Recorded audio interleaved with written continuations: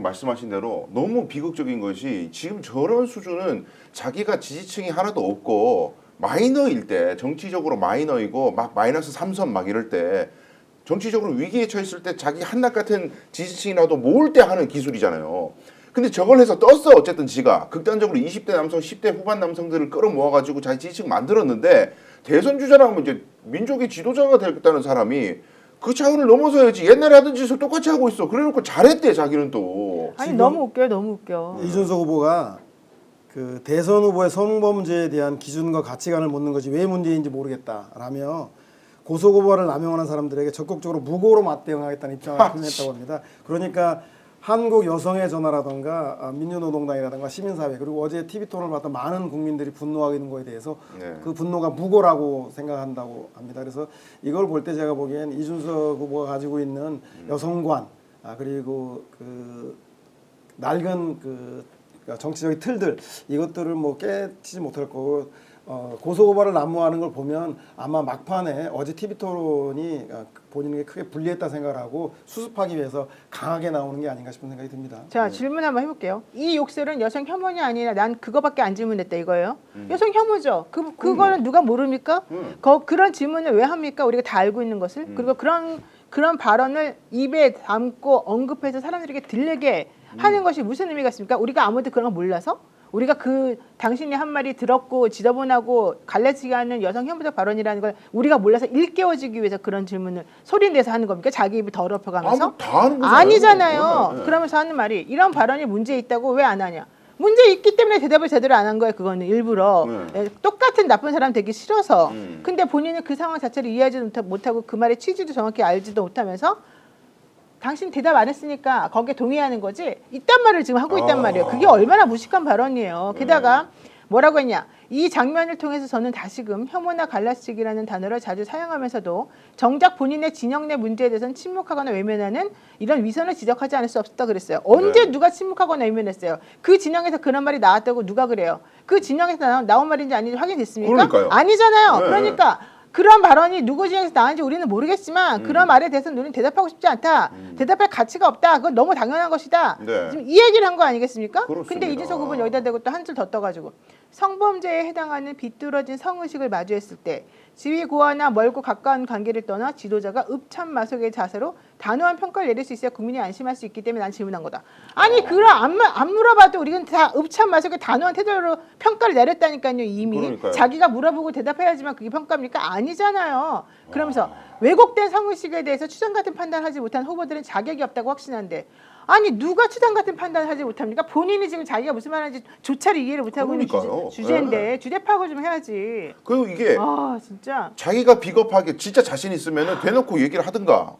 그래요. 이 후보님 아드님이 옛날에 이런 얘기했던데 왜 이거에 대해서 문제제기 안 하니까 이렇게 얘기를 해야지. 민주노동당한테 물어봐 그거를 쿠션 매겨가지고. 그리고 자기 딴에는 또 그렇게 기술을 썼으면 어떤 사람이라고 희석을 해서 명예훼손이든 후보자 비방이든 피해가려고 했다면은 이 해명글은 또 자기가 민주 진영 내 문제라고 또 특정을 했어 또 지가. 그래서 왜 너는 너희 진영에서 일이 있었는 거에 대해서 비판 안 해? 넌 내로남불 아니야? 이렇게 지금 또 만들고 있어요. 지가 또 그러니까 이건 민주 멍청한 진영 거지. 내 누가 말했는지 정확히 밝혀요. 그러니까 이거 정확히 밝히고 그 발언의 의미가 무엇인지 정확히 설명해줘요. 무슨 말인지 우리 못 알아들으니까. 맞습니다. 당신 입으로 이게 인터넷상에서 어디서 떠돌아다니는 말이었는데 당신이 이걸 왜 갖고 왔으며 그 말의 정확한 뜻이 무엇인지를 우리들에게 설명해 주세요. 그러니까요. 누가 그 말했는지 확인이 됐는지 허위사실이면 허위사실 유포에 대한 책임을 지시고 맞습니다. 그렇지 않다라고 한다면 본인이 책임을 지시고 이 상황에는 설명하십시오. 네. 뭡니까 도대체가 이게. 이준석 후보가 아주 계산된 미친 인간이지, 계획된 진짜. 혐오를 들고 정말 나왔는데 더러워 죽겠어요 아주 그냥. 어제 그 시청률을 보면 그 흥행이 아주 참패했습니다. 그러니까 지상파하고 종편 도합 합천 시청률이 20% 미만인 대선 TV 토론은 아마 어제가 처음이었다고 합니다. 그래서 이런 흥행 그 참패 그 시청률이 떨어지는 것만 보더라도 이준석 후보의 그런 혐오 발언이나 갈라치기들이 얼마나 많은 사람들로부터 그 TV를 외면하게 하고 대선판을 외면하게 만들었는지 적나라하게 드러난 것 같습니다. 그래서 그 어제 그 TV를 끝까지 보신 분들 비롯해서 대선에 관심 가진 분들이 어제 TV를 보지 않은 것처럼 대선판도 고개를 돌리지 마시고 정확하게 이번에 우리 한국을 책임질 내라는 심판을 적임자가 누군지에 대해서 관심 가지고 적극적으로 투표를 임해야지 이준석 같은 어제 그런 그 막말하는 정치인들이 더 이상 나타나지 않을 것 같습니다. 이번 그러니까요. 기회에 대선에서 분명한 우리 유권자가 있다고 봐야 될 것 같습니다. 그리고요, 더 이 사람이 나쁜 게 저지른 게 뭐냐면 자기는요 뉴스타파에서 대답하라고 하는 자신의 성상납 의혹에 대한 대답을 안 하고 있어요. 그렇습니다. 자신의 성상납과 관련된 그 지저분한 여러 가지 행각과 접대와 이 정치인이라고 하는 사람이 예전에 박근혜 퀴즈로 불리면서 무슨 권력이나 있는 듯이 행동하면서 다른 사람들로부터 접대받고 성접대 받았다는 그 혐의와 관련돼서 구체적인 내용이 나왔잖아요. 그렇습니다. 실질적으로 구체적인 내용이 나왔고 장부가 나왔고 그렇기 때문에 언론사에서 그 부분에 대해서 질문했는데 거기에 대한 답을 안 하고 있는 거예요. 그거는 언론사이기 때문에 질문할 수 있는 거잖아요. 네. 그렇지만 다른 후보들은 그걸 안 물어봤어요. 왜? 그 사람에 대해서 무 혐의가 나왔기 때문에 그리고 그 당에서 이 사람을 다시 뭐 원상복귀 시켜준다 그러니까 나왔기 때문에 그렇다고 한다면 다른 후보들은 왜 자기의 그런 치부가 될 수 있을 만한 것에 대한 질문을 안 하는지 다른 후보들은 왜 명태균과 같이 명부됐다라고 하는 그 부분에 대해서 몰라서 질문을 안 했겠냐고요? 하는지 그걸 생각을 해야 되는 거 아닙니까? 그렇습니다. 자기는 자기의 치부에 대한 거를 감추기 위해서 결국 이런 식으로 빠져나가려고 장난치고 있는 거 아닙니까? 그렇습니다. 이렇게 혐오스러운 상황으로 예. 그래놓고 뭐가 좀 잘했다고 좀 자기가 무슨 성의식이 왜곡이 되고 뭐 혐오고 와 언제부터 진짜 그런 거 신경 썼다고. 본인의 왜곡된 성의식과 본인의 잘못된 방식에 대해 사과를 먼저 해야죠. 그렇습니다. 이게 이런 식으로 남을 네거티브를 하면은 자기께 더 부각되고 드러날 수밖에 없지 않습니까? 덮였던 것도 다시 드러나는 거고 말씀하신 대로 그 문제는 경찰과 검찰의 수사 의견이 다르다라는 게 중론이에요. 그럼요. 경찰의 생각과 검찰의 생각이 다른데 검찰의 생각이 왜 다른지 이거는 국민들이 이런 식으로 자꾸 이준석이 소위 말해서 나대면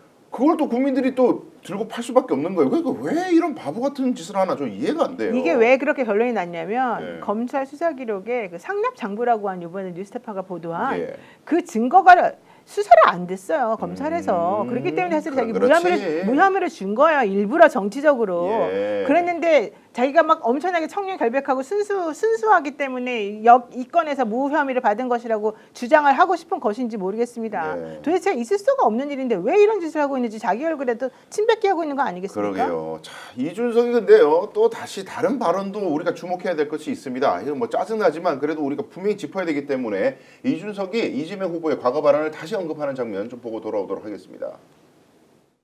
예전에 트위터나 이런 거 하시면서 재미있는 말씀들을 많이 하셨던데요. 본인에게 다른 생각을 가진 국민들이 있을 때 가서 아주 직접적으로 비난하면서 달려드신 이력이 있어요. 어떤 지적을 했더니만은 그분에게 가서 화장실로 가서 대변기에 머리를 넣으세요. 뭐 이런 말씀하신다든지 아니면 이분은 간질이 있나 본데 정신병원에 보내세요. 뭐 이런 말씀하시고요. 수준 낮은 일배만 보면 짝짝이 눈에 정신지체가 될 수 있다.